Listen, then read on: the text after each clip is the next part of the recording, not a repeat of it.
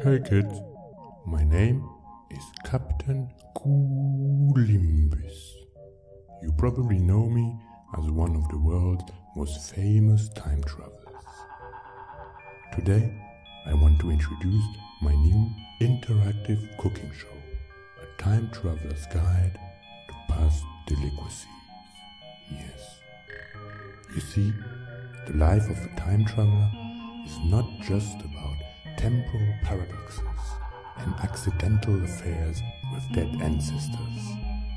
Sometimes we have the opportunity to immerse ourselves in the cultures of the past and discover wonderful dishes that have long since been lost. So let's get cooking. My assistant, Big Flimbo, will guide you to our hors d'oeuvre.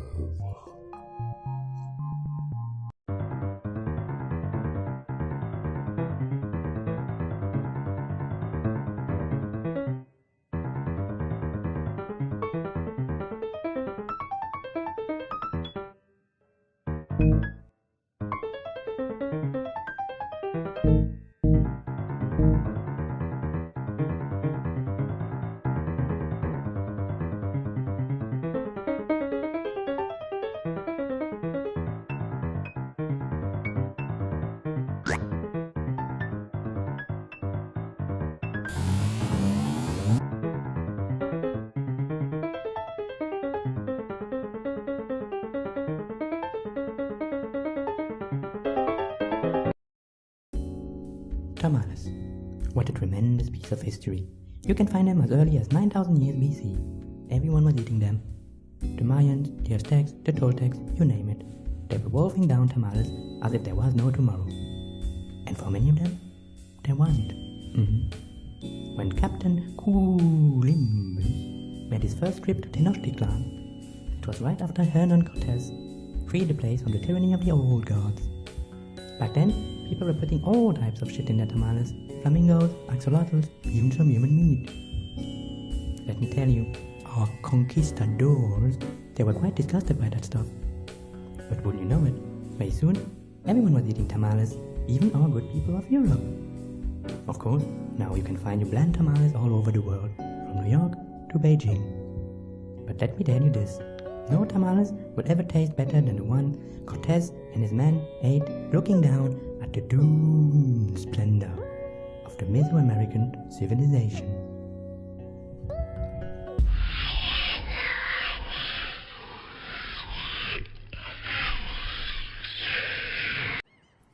Oh, that's our training program. I don't know why that loaded now, sorry. Don't panic, I will fix it and we will get back to cooking very soon. In the meantime, just relax.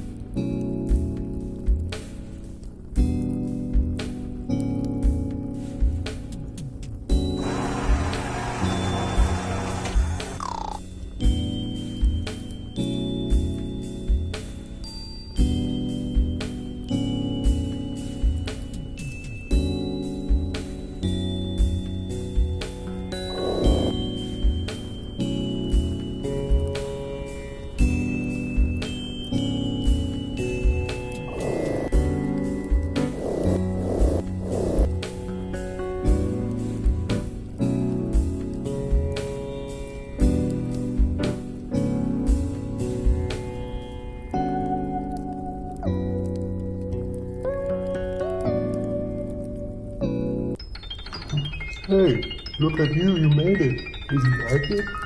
If so, please share, subscribe, and give me that 5-star rating.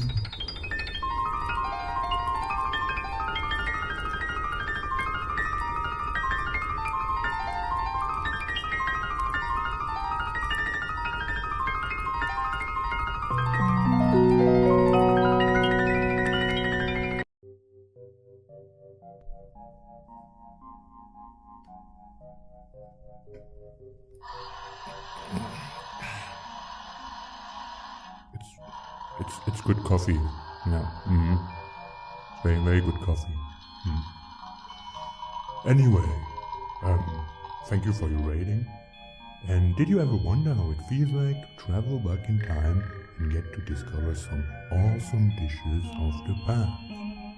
Lucky you, because we developed some new type of simulation that will allow you to experience time travel at home. Yeah. So, are you ready to dive headfirst into the mucus of history, the dawn of man, the primordial orgy of civilization? Then just follow me to the Stone Age.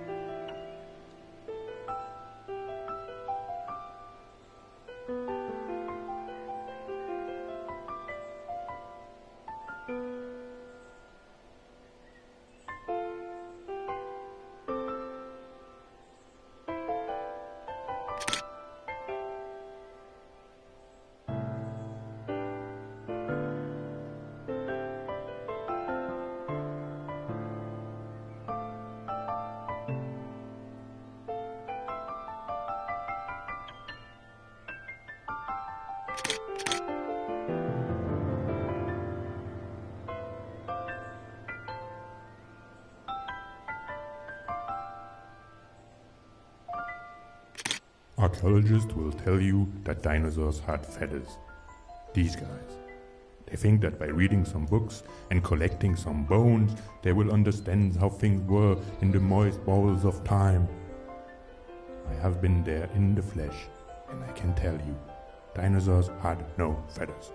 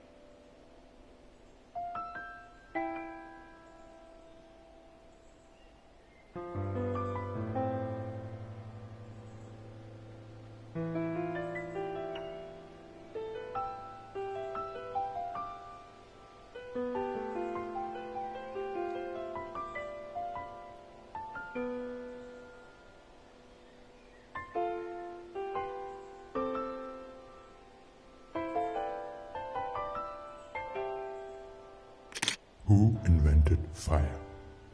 That's the big one, you know. That is the question. I wasn't there, but I can tell you one thing about the people who invented fire. It wasn't the vegans.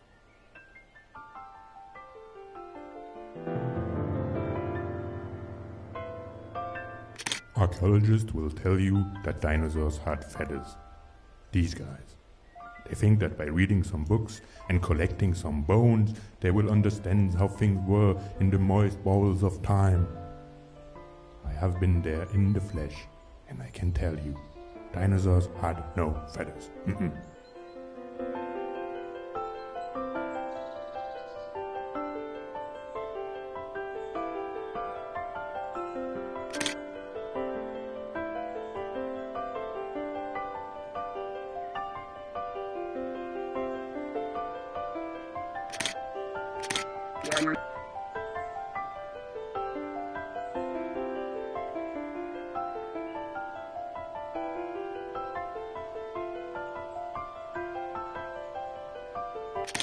Historians will tell you that Homo sapiens prevailed over the Neanderthals because of better tools and cultural assimilation. But in truth, the Neanderthals were simply lousy cooks. Couldn't get a steak right if their life depended on it.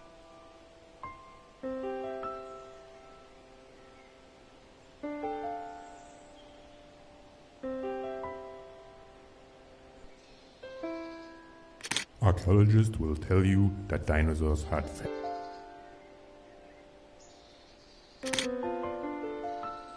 Archaeologists will tell you that dinosaurs had.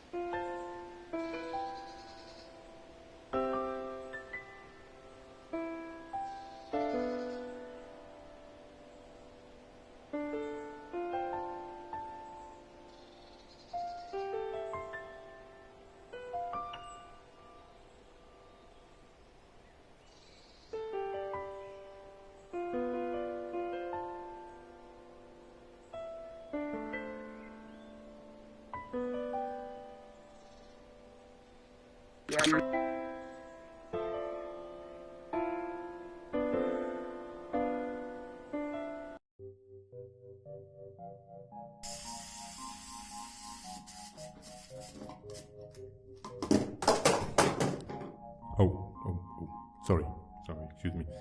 Anyway, did you like it? I admit it can feel awkward sometimes, going to the past, stealing some recipes, but keep in mind, the past, by definition, has already happened. So it's totally fine to profit from it.